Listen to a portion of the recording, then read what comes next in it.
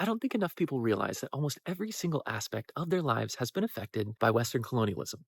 Hi, my name's Josiah with Diversify Our Parks, and I am obsessed with the way that we talk about history and the great outdoors. And today is another installment in my series called The Tools of Colonialism, where in each episode we'll be talking about the different ways that colonialism has affected the way that you think about and look at the world. And today, we're focusing in on Morro Bay State Park, the destruction of native food sources, and how modern indigenous peoples are gaining ground in the fight against colonial ecological destruction. For thousands of years, what is now called Morro Bay and its estuaries were solely inhabited by the Chumash and Selenian native peoples. Places like Morro Bay were such a vital food source for these people groups, as they provided a consistent and reliable food source throughout the year. And for millennia, unless altered by a catastrophic natural event, these food sources in their natural environment could be counted upon to provide food as well as raw materials for shelter and transportation. It wasn't until 1772, with the founding of Mission San Luis Obispo de Tolosa, that this once thriving land of seemingly inexhaustible resources was changed forever. The Spanish brought with them a very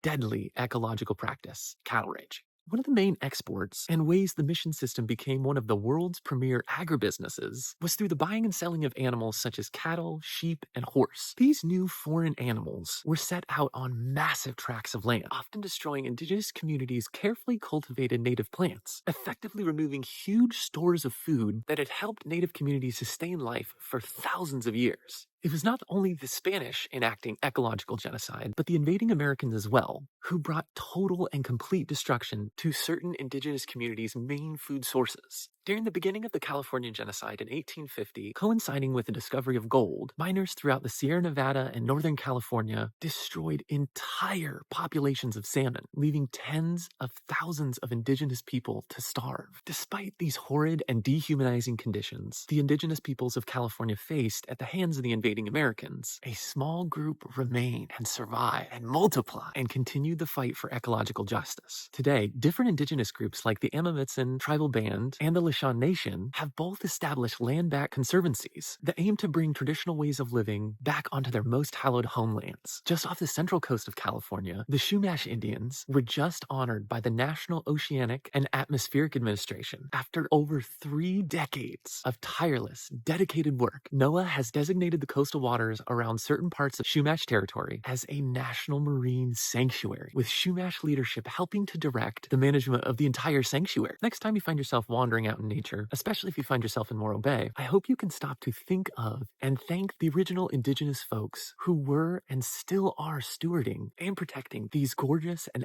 absolutely vital areas. Thanks for joining me today on a quick journey through indigenous California, and I hope to see you next time.